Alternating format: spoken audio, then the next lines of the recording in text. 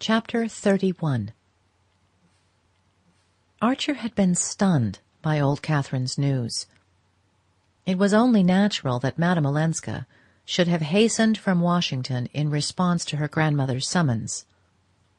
But that she should have decided to remain under her roof, especially now that Mrs. Mingott had almost regained her health, was less easy to explain. Archer was sure that Madame Olenska's decision had not been influenced by the change in her financial situation. He knew the exact figure of the small income which her husband had allowed her at their separation. Without the addition of her grandmother's allowance, it was hardly enough to live on, in any sense known to the Mingott vocabulary, and now that Medora Manson, who shared her life, had been ruined, such a pittance would barely keep the two women clothed and fed. Yet Archer was convinced that Madame Olenska had not accepted her grandmother's offer from interested motives.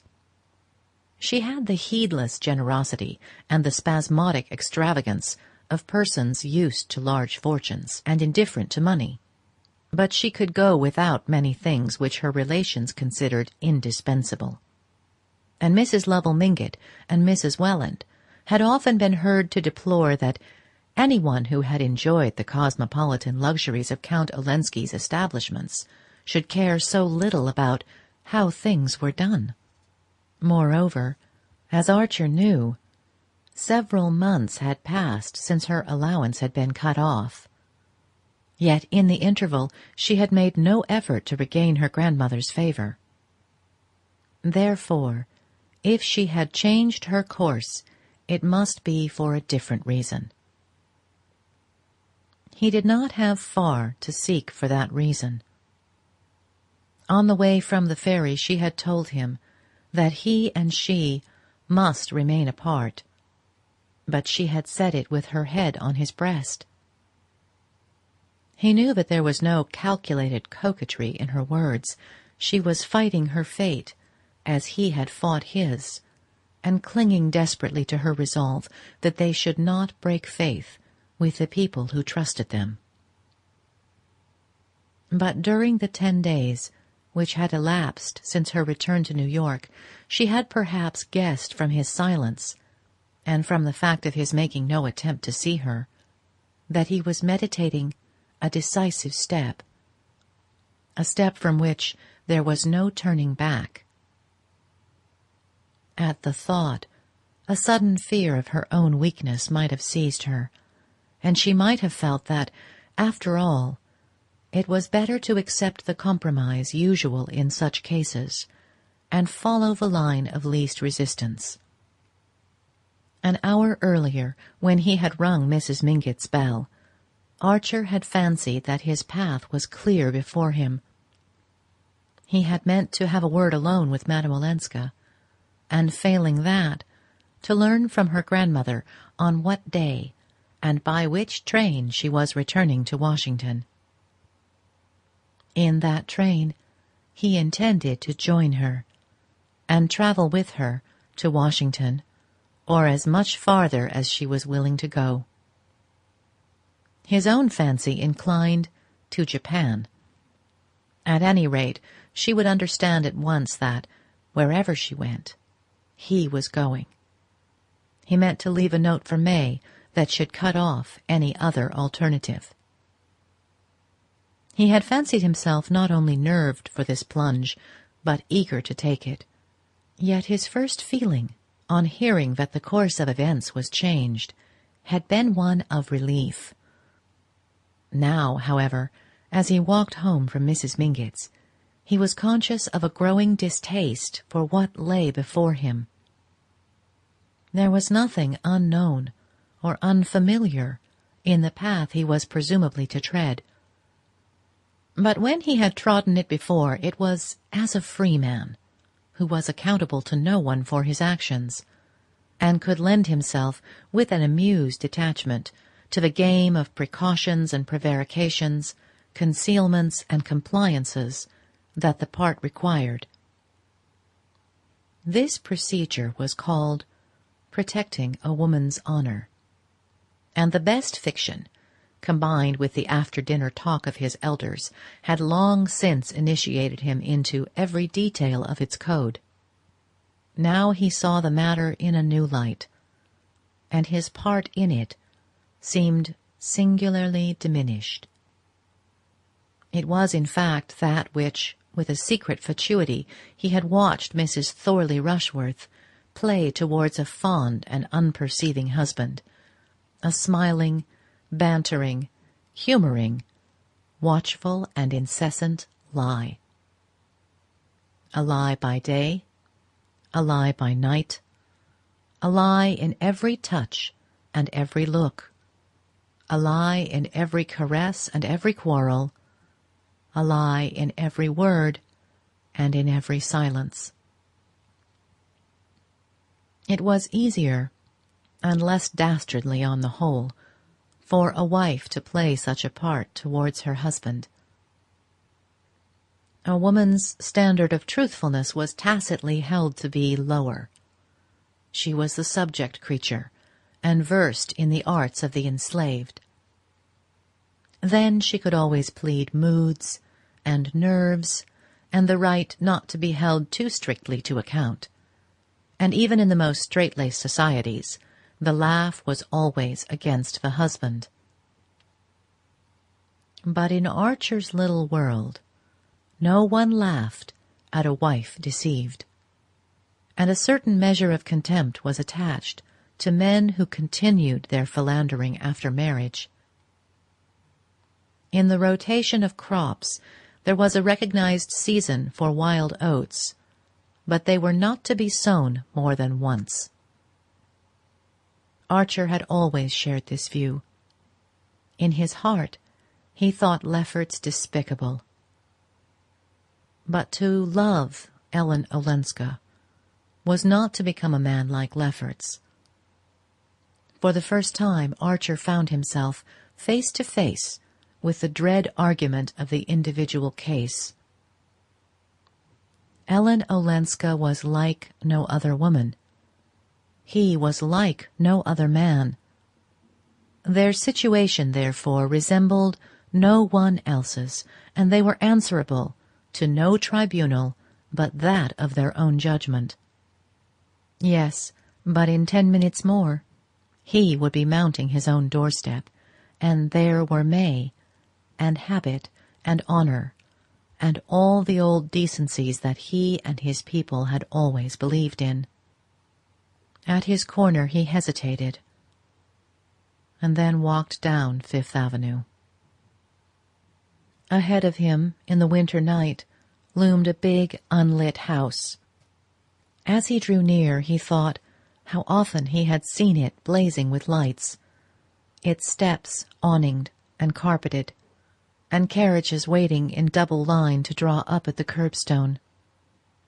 It was in the conservatory that stretched its dead black bulk down the side street that he had taken his first kiss from May.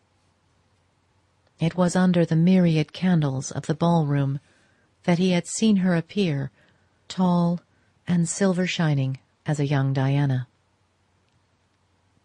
Now the house was as dark as the grave, except for a faint flare of gas in the basement, and a light in one upstairs room where the blind had not been lowered. As Archer reached the corner, he saw that the carriage standing at the door was Mrs. Manson Mingott's. What an opportunity for Sillerton Jackson if he should chance to pass. Archer had been greatly moved by old Catherine's account of Madame Olenska's attitude towards Mrs. Beaufort. It made the righteous reprobation of New York seem like a passing by on the other side. But he knew well enough what construction the clubs and drawing-rooms would put on Ellen Olenska's visits to her cousin.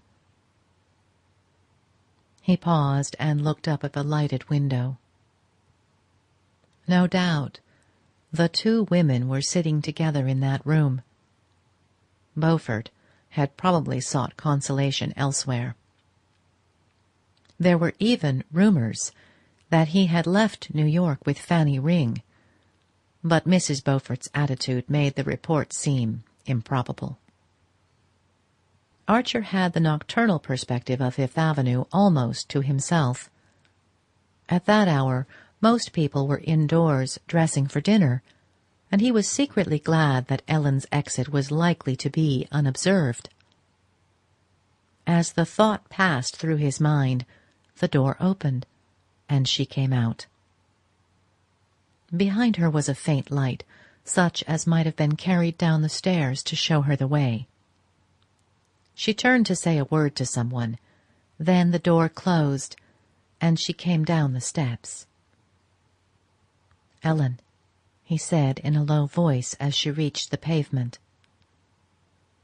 She stopped with a slight start, and just then he saw two young men of fashionable cut approaching. There was a familiar air about their overcoats and the way their smart silk mufflers were folded over their white ties, and he wondered how youths of their quality happened to be dining out so early.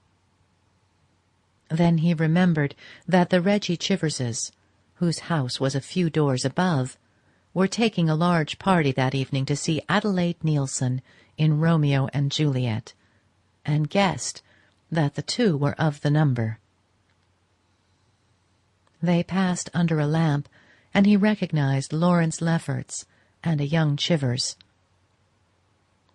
A mean desire not to have Madame Olenska seen at the Beauforts' door vanished as he felt the penetrating warmth of her hand. "I shall see you now. We shall be together," he broke out, hardly knowing what he said. "Oh," she answered, "Granny has told you." While he watched her, he was aware that Lefferts and Chivers, on reaching the farther side of the street corner, had discreetly struck away across Fifth Avenue. It was the kind of masculine solidarity that he himself often practiced. Now he sickened at their connivance. Did she really imagine that he and she could live like this? And if not, what else did she imagine? "Tomorrow, I must see you, somewhere where we can be alone," he said in a voice that sounded almost angry to his own ears. She wavered and moved towards the carriage. "But I shall be at Granny's. For the present, that is," she added, as if conscious that her change of plans required some explanation. "Somewhere where we can be alone," he insisted. She gave a faint laugh that grated on him. "In New York? But there are no churches, no monuments." "There's the Art Museum, in the park," he explained, as she looked puzzled. "At 2:30. I shall be at the door." She turned away without answering and got quickly into the carriage. As it drove off, she leaned forward, and he thought she waved her hand in the obscurity. He started after her in a turmoil of contradictory feelings. It seemed to him that he had been speaking not to the woman he loved, but to another, a woman he was indebted to for pleasures already wearied of. It was hateful to find himself the prisoner of this hackneyed vocabulary. "She'll come," he said to himself, almost contemptuously. Avoiding the popular Wolfe collection, whose anecdotic canvases filled one of the main galleries of the queer wilderness of cast-iron and encaustic tiles known as the Metropolitan Museum, they had wandered down a passage to the room where the Cesnola antiquities mouldered in unvisited loneliness. They had this melancholy retreat to themselves, and seated on the divan enclosing the central steam radiator, they were staring silently at the glass cabinets mounted in ebonized wood which contained the recovered fragments of Ilium. "It's odd," Madame Olenska said. "I never came here before." "Oh, well, some day I suppose it will be a great museum."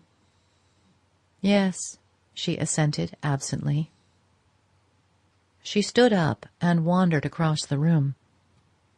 Archer, remaining seated, watched the light movements of her figure, so girlish even under its heavy furs, the cleverly planted heron wing on her fur cap, and the way a dark curl lay like a flattened vine spiral on each cheek above the ear. His mind, as always when they first met, was wholly absorbed in the delicious details that made her herself and no other. Presently he rose and approached the case before which she stood.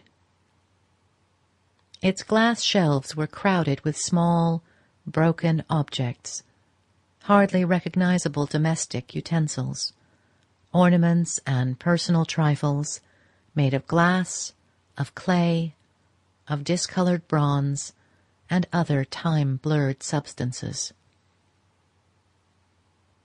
"It seems cruel," she said, "that after a while nothing matters, any more than these little things that used to be necessary and important to forgotten people, and now have to be guessed at under a magnifying glass and labeled use unknown.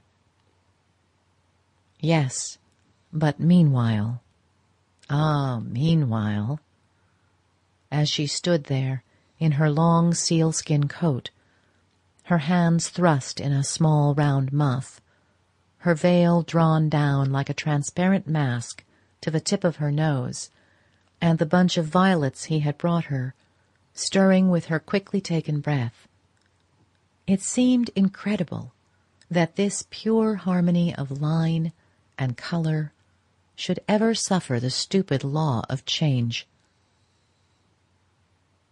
"Meanwhile, everything matters that concerns you," he said. She looked at him thoughtfully and turned back to the divan. He sat down beside her and waited, but suddenly he heard a step echoing far off down the empty rooms, and felt the pressure of the minutes. "What is it you wanted to tell me?" she asked, as if she had received the same warning. "What I wanted to tell you," he rejoined. "Why, that I believe you came to New York because you were afraid." "Afraid?" "Of my coming to Washington." She looked down at her muff, and he saw her hands stir in it uneasily. "Well?" "Well, yes," she said. "You were afraid. You knew." "Yes, I knew." "Well, then," he insisted. "Well, then, this is better, isn't it?" she returned with a long, questioning sigh. "Better? We shall hurt others less. Isn't it, after all, what you always wanted?"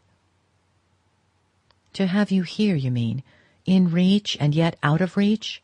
To meet you in this way on the sly? It's the very reverse of what I want. I told you the other day what I wanted." She hesitated.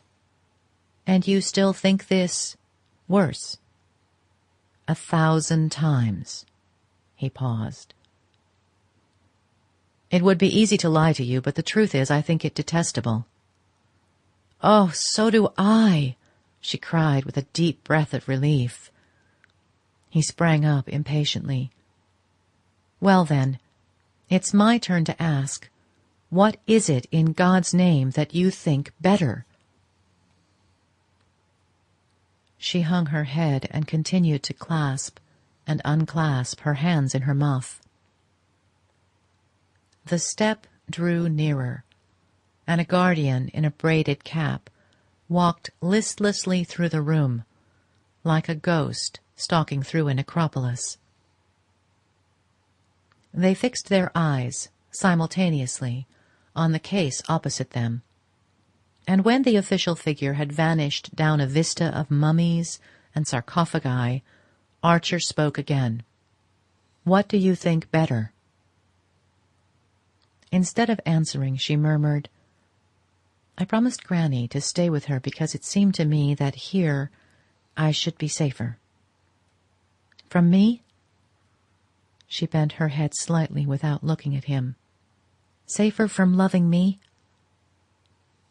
Her profile did not stir, but he saw a tear overflow on her lashes and hang on a mesh of her veil.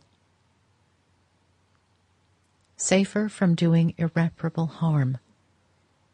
Don't let us be like all the others, she protested. What others? I don't profess to be different from my kind. I'm consumed by the same wants and the same longings. She glanced at him with a kind of terror, and he saw a faint color steal into her cheeks. Shall I, once, come to you, and then go home? She suddenly hazarded in a clear voice. The blood rushed to the young man's forehead. Dearest, he said without moving. It seemed as if he held his heart in his hands, like a full cup, that the least motion might overbrim. Then her last phrase struck his ear and his face clouded. Go home? What do you mean by going home? Home to my husband. And you expect me to say yes to that? She raised her troubled eyes to his. What else is there? I can't stay here and lie to the people who've been good to me. But that's the very reason why I ask you to come away. And destroy their lives when they've helped me to remake mine. Archer sprang to his feet and stood looking down on her in inarticulate despair. It would have been easy to say, yes, come. Come once. He knew the power she would put in his hands if she consented. There would be no difficulty then in persuading her not to go back to her husband. But something silenced the word on his lips. A sort of passionate honesty in her made it inconceivable that he should try to draw her into that familiar trap. If I were to let her come, he said to himself, I should have to let her go again. And that was not to be imagined. But he saw the shadow of the lashes on her wet cheek and wavered. After all, he began again, we have lives of our own. There's no use attempting the impossible. You're so unprejudiced about some things, so used, as you say, to looking at the Gorgon, that I don't know why you're afraid to face our case, to see it as it really is, unless you think the sacrifice is not worth making. She stood up also, her lips tightening under a rapid frown. Call it that, then. I must go, she said, drawing her little watch from her bosom. She turned away, and he followed and caught her by the wrist. Well, then, come to me once, he said, his head turning suddenly at the thought of losing her. And for a second or two they looked at each other almost like enemies.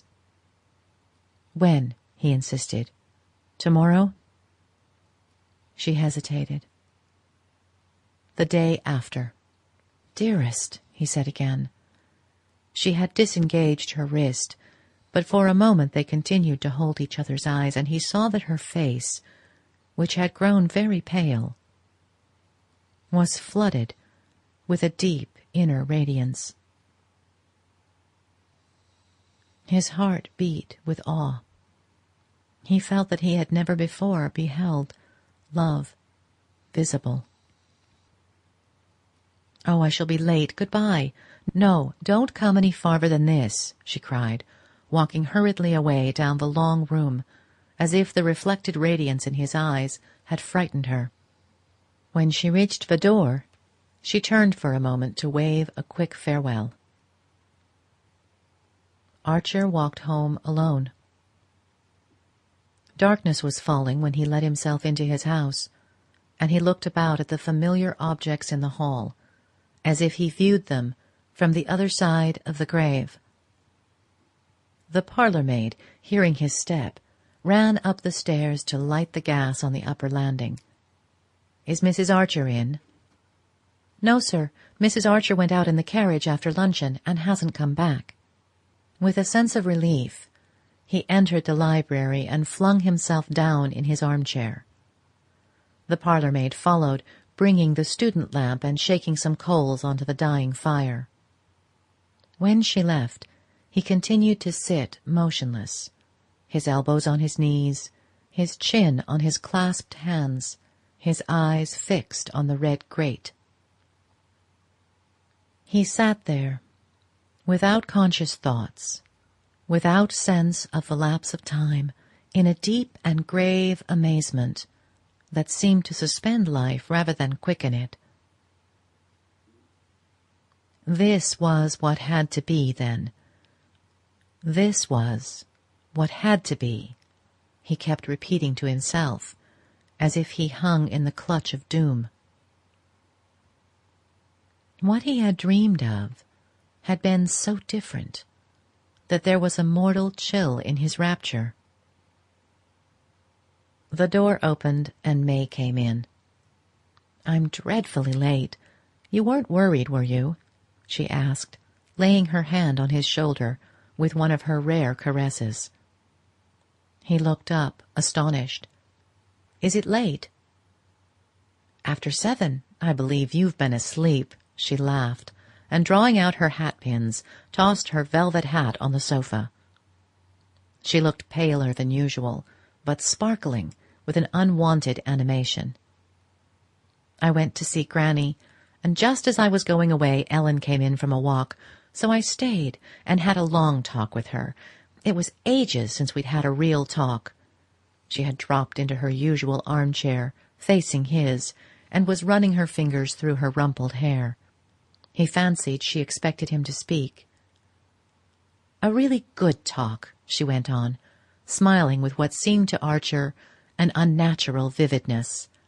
"She was so dear, just like the old Ellen. I'm afraid I haven't been fair to her lately. I've sometimes thought—" Archer stood up and leaned against the mantelpiece, out of the radius of the lamp. "Yes, you've thought," he echoed as she paused. "Well, perhaps I haven't judged her fairly. She's so different, at least on the surface. She takes up such odd people. She seems to like to make herself conspicuous. I suppose it's the life she's led in that fast European society. No doubt we seem dreadfully dull to her, but I don't want to judge her unfairly." She paused again, a little breathless with the unwonted length of her speech, and sat with her lips slightly parted and a deep blush on her cheeks. Archer, as he looked at her, was reminded of the glow which had suffused her face in the mission garden at St. Augustine. He became aware of the same obscure effort in her, the same reaching out towards something beyond the usual range of her vision. "She hates Ellen," he thought, "and she's trying to overcome the feeling and to get me to help her to overcome it." The thought moved him, and for a moment he was on the point of breaking the silence between them and throwing himself on her mercy. "You understand, don't you," she went on, "why the family have sometimes been annoyed? We all did what we could for her at first, but she never seemed to understand. And now this idea of going to see Mrs. Beaufort, of going there in Granny's carriage, I'm afraid she's quite alienated the van der Luydens." "Ah," said Archer with an impatient laugh. The open door had closed between them again. "It's time to dress. We're dining out, aren't we?" he asked, moving from the fire. She rose also, but lingered near the hearth. As he walked past her, she moved forward impulsively, as though to detain him.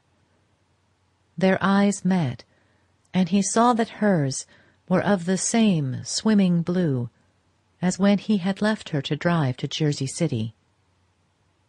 She flung her arms about his neck and pressed her cheek to his. "You haven't kissed me today," she said in a whisper, and he felt her tremble in his arms. Chapter 32. At the court of the Tuileries, said Mr. Sillerton Jackson, with his reminiscent smile, such things were pretty openly tolerated. The scene was the van der Luydens' black walnut dining room in Madison Avenue, and the time the evening after Newland Archer's visit to the Museum of Art. Mr. and Mrs. van der Luyden had come to town for a few days from Scoider Cliff, whither they had precipitately fled at the announcement of Beaufort's failure. It had been represented to them that the disarray into which society had been thrown by this deplorable affair made their presence in town more necessary than ever. It was one of the occasions when, as Mrs. Archer put it, they owed it to society to show themselves at the opera and even to open their own doors. It will never do, my dear Louisa, to let people like Mrs. Lemuel Struthers think they can step into Regina's shoes. It is just at such times that new people push in and get a footing. It was owing to the epidemic of chicken pox in New York, the winter Mrs. Struthers first appeared, that the married men slipped away to her house while their wives were in the nursery. You and dear Henry, Louisa, must stand in the breach, as you always have. Mr. and Mrs. van der Luyden could not remain deaf to such a call, and reluctantly, but heroically, they had come to town, unmuffled the house, and sent out invitations for 2 dinners and an evening reception. On this particular evening they had invited Sillerton Jackson, Mrs. Archer, and Newland and his wife to go with them to the opera, where Faust was being sung for the first time that winter. Nothing was done without ceremony under the van der Luyden roof, and though there were but 4 guests, the repast had begun at 7 punctually, so that the proper sequence of courses might be served without haste before the gentlemen settled down to their cigars. Archer had not seen his wife since the evening before. He had left early for the office, where he had plunged into an accumulation of unimportant business. In the afternoon, one of the senior partners had made an unexpected call on his time, and he had reached home so late that May had preceded him to the van der Luydens and sent back the carriage.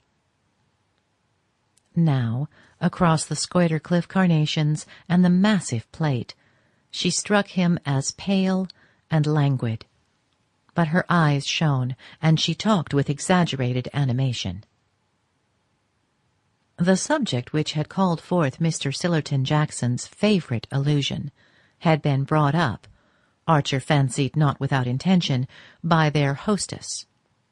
The Beaufort failure, or rather, the Beaufort attitude since the failure, was still a fruitful theme for the drawing-room moralist, and after it had been thoroughly examined and condemned, Mrs. van der Luyden had turned her scrupulous eyes on May Archer. "Is it possible, dear, that what I hear is true? I was told your grandmother Mingott's carriage was seen standing at Mrs. Beaufort's door." It was noticeable that she no longer called the offending lady by her Christian name. May's colour rose, and Mrs. Archer put in hastily, "If it was, I'm convinced it was there without Mrs. Mingott's knowledge." "Oh, you think—" Mrs. van der Luyden paused, sighed, and glanced at her husband. "I'm afraid," Mr. van der Luyden said, "that Madame Olenska's kind heart may have led her into the imprudence of calling on Mrs. Beaufort, or her taste for peculiar people," put in Mrs. Archer in a dry tone, while her eyes dwelt innocently on her son's. "I'm sorry to think it of Madame Olenska," said Mrs. van der Luyden, and Mrs. Archer murmured, "Oh, my dear, and after you had her twice at Scoider Cliff." It was at this point that Mr. Jackson seized the chance to place his favourite allusion. "At the Tuileries," he repeated, seeing the eyes of the company expectantly turned on him. The standard was excessively lax in some respects, and if you'd asked where Morny's money came from, or who paid the debts of some of the court beauties— "I hope, dear Sillerton," said Mrs. Archer, "you are not suggesting that we should adopt such standards." "I never suggest," returned Mr. Jackson imperturbably. "But Madame Olenska's foreign bringing up may make her less particular." "Ah," the two ladies sighed. "Still, to have kept her grandmother's carriage at a defaulter's door," Mr. van der Luyden protested, and Archer guessed that he was remembering and resenting the hampers of carnations he had sent to the little house on 23rd Street.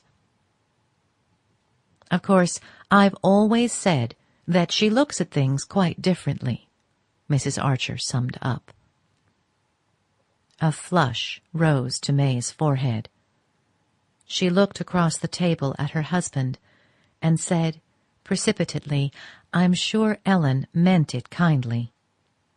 "Imprudent people are often kind," said Mrs. Archer, as if the fact were scarcely an extenuation, and Mrs. van der Luyden murmured, "If only she had consulted someone." "Ah, that she never did," Mrs. Archer rejoined. At this point, Mr. van der Luyden glanced at his wife, who bent her head slightly in the direction of Mrs. Archer, and the glimmering trains of the three ladies swept out of the door, while the gentlemen settled down to their cigars. Mr. van der Luyden supplied short ones on opera nights, but they were so good that they made his guest deplore his inexorable punctuality. Archer, after the first act, had detached himself from the party and made his way to the back of the club box. From there he watched, over various Chivers, Mingott, and Rushworth's shoulders, the same scene that he had looked at 2 years previously, on the night of his first meeting with Ellen Olenska. He half expected her to appear again in old Mrs. Mingott's box, but it had remained empty, and he sat motionless, his eyes fastened on it, till suddenly Madame Nilsson's pure soprano broke into "Mamma? No, Mamma." Archer turned to the stage, where, in the familiar setting of giant roses and pen-wiper pansies, the same large blonde victim was succumbing to the same small brown seducer. From the stage his eyes wandered to the point of the horseshoe, where May sat between two older ladies, just as, on that former evening, she had sat between Mrs. Lovell Mingott and her newly arrived foreign cousin. As on that evening, she was all in white. And Archer, who had not noticed what she wore, recognized the blue-white satin and old lace of her wedding dress. It was the custom in old New York for brides to appear in this costly garment during the first year or two of marriage. His mother, he knew, kept hers in tissue paper in the hope that Janey might someday wear it, though poor Janey was reaching the age when pearl grey poplin and no bridesmaids would be thought more appropriate. It struck Archer that May, since their return from Europe, had seldom worn her bridal satin, and the surprise of seeing her in it made him compare her appearance with that of the young girl he had watched with such blissful anticipations 2 years earlier. Though May's outline was slightly heavier, as her goddess-like build had foretold, her athletic erectness of carriage and the girlish transparency of her expression remained unchanged. but for the slight languor that Archer had lately noticed in her, she would have been the exact image of the girl playing with the bouquet of lilies of the valley on her betrothal evening. The fact seemed an additional appeal to his pity. Such innocence was as moving as the trustful clasp of a child. Then he remembered the passionate generosity latent under that incurious calm. He recalled her glance of understanding when he had urged that their engagement should be announced at the Beaufort ball. He heard the voice in which she had said in the Mission garden, "I couldn't have my happiness made out of a wrong to someone else," and an uncontrollable longing seized him to tell her the truth and throw himself on her generosity and ask for the freedom he had once refused. Newland Archer was a quiet and self-controlled young man. Conformity to the discipline of a small society had become almost his second nature. It was deeply distasteful to him to do anything melodramatic and conspicuous, anything Mr. van der Luyden would have deprecated and the club box condemned as bad form. But he had become suddenly unconscious of the club box, of Mr. van der Luyden, of all that had so long enclosed him in the warm shelter of habit. He walked along the semicircular passage at the back of the house and opened the door of Mrs. van der Luyden's box as if it had been a gate into the unknown. "Mamma!" trilled out the triumphant Marguerite, and the occupants of the box looked up in surprise at Archer's entrance. He had already broken one of the rules of his world, which forbade the entering of a box during a solo. Slipping between Mr. van der Luyden and Sillerton Jackson, he leaned over his wife. "I've got a beastly headache. Don't tell anyone, but come home, won't you?" he whispered. May gave him a glance of comprehension, and he saw her whisper to his mother, who nodded sympathetically. Then she murmured an excuse to Mrs. van der Luyden and rose from her seat just as Marguerite fell into Faust's arms. Archer, while he helped her on with her opera cloak, noticed the exchange of a significant smile between the older ladies. As they drove away, May laid her hand shyly on his. "I'm sorry you don't feel well. I'm afraid they've been overworking you at the office." "No, it's not that. Do you mind if I open the window?" he returned confusedly, letting down the pane on his side. He sat staring out into the street, feeling his wife beside him as a silent, watchful interrogation, and keeping his eyes steadily fixed on the passing houses. At their door, she caught her skirt in the step of the carriage and fell against him. "Did you hurt yourself?" he asked, steadying her with his arm. "No, but my poor dress. See how I've torn it," she exclaimed. She bent to gather up a mud-stained breadth and followed him up the steps into the hall. The servants had not expected them so early, and there was only a glimmer of gas on the upper landing. Archer mounted the stairs, turned up the light, and put a match to the brackets on each side of the library mantelpiece. The curtains were drawn, and the warm, friendly aspect of the room smote him like that of a familiar face met during an unavowable errand. He noticed that his wife was very pale, and asked if she should get her some brandy. "Oh, no," she exclaimed with a momentary flush as she took off her cloak.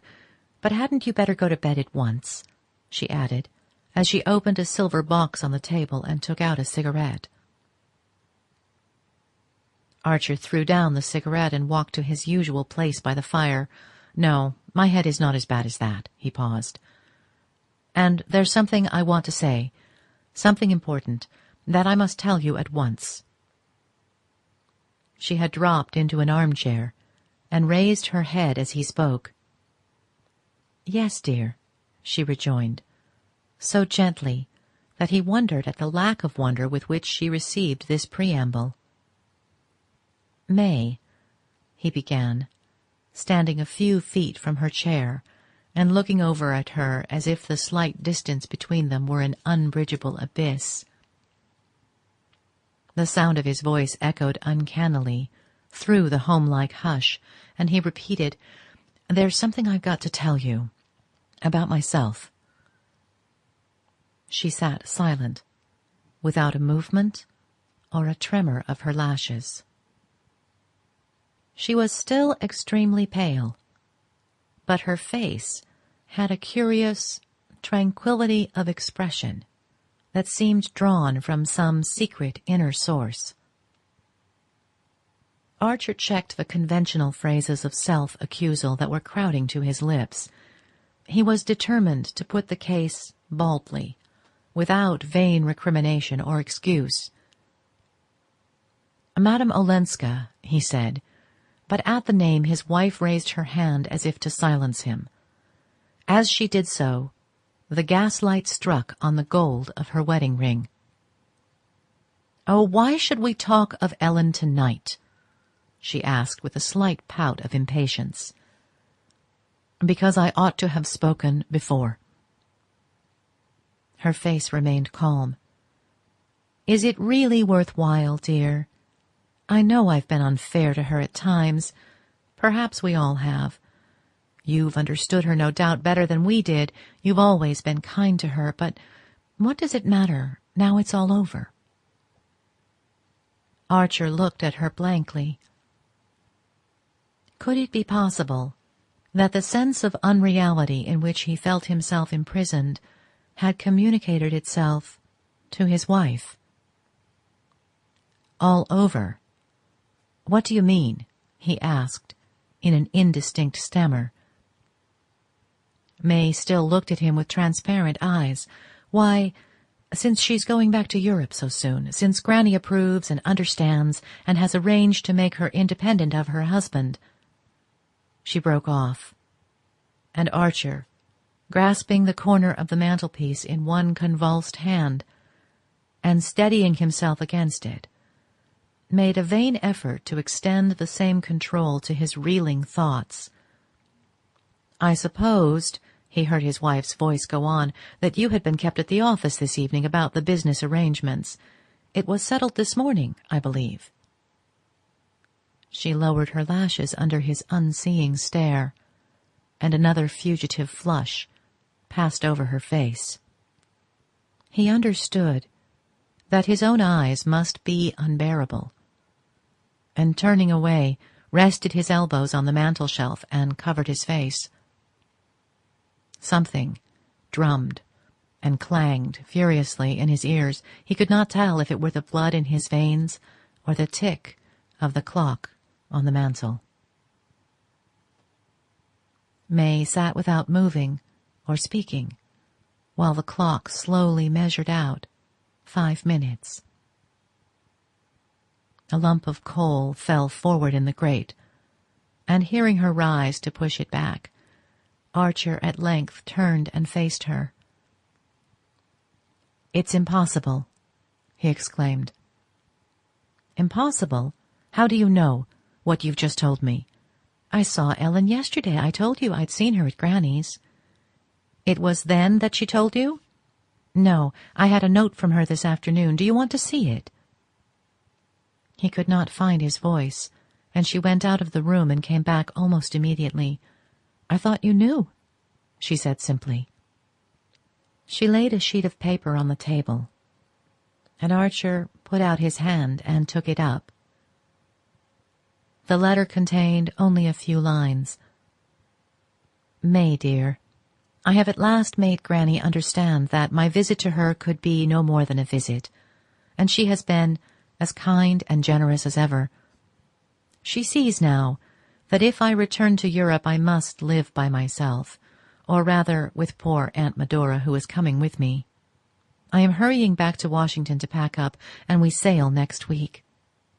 You must be very good to Granny when I'm gone, as good as you've always been to me. Ellen. If any of my friends wish to urge me to change my mind, please tell them it would be utterly useless. Archer read the letter over 2 or 3 times. Then he flung it down and burst out laughing. The sound of his laugh startled him. It recalled Janie's midnight fright when she had caught him rocking with incomprehensible mirth over May's telegram announcing that the date of their marriage had been advanced. "Why did she write this?" he asked, checking his laugh with a supreme effort. May met the question with her unshaken candor. "I suppose because we talked things over yesterday." "What things?" "I told her I was afraid I hadn't been fair to her, hadn't always understood how hard it must have been for her here, alone among so many people who were relations and yet strangers, who felt the right to criticize and yet didn't always know the circumstances." She paused. "I knew you'd been the one friend she could always count on, and I wanted her to know that you and I were the same in all our feelings." She hesitated, as if waiting for him to speak, and then added slowly, "She understood my wishing to tell her this. I think she understands everything." She went up to Archer, and taking one of his cold hands, pressed it quickly against her cheek. "My head aches too. Good night, dear," she said, and turned to the door, her torn and muddy wedding dress dragging after her across the room.